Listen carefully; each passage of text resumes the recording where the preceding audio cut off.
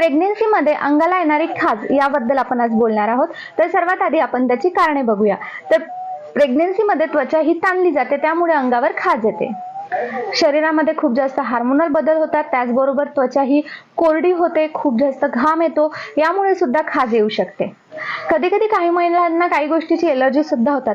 कधी कधी काही औषधांची एलर्जी होते किंवा कधी कधी काही खाण्यापिण्याची सुद्धा एलर्जी होते, त्याने सुद्धा खाज ही येऊ शकते.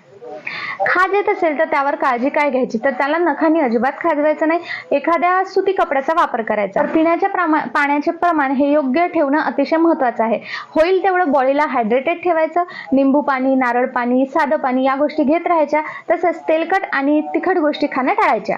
आता त्यावर उपाय बघूया. तर ज्या ठिकाणी खाज येतं त्या ठिकाणी तुम्ही खोबरेल तेल सुद्धा लावू शकता, कोरफड सुद्धा लावू शकता, आईस पॅक लावू शकता, बॉडीला सूट होईल असं एखादं मॉइश्चरायझर लावू शकता, किंवा काहीही करून जर खाज थांबत नसेल तर तुम्ही डॉक्टरांकडे जाऊन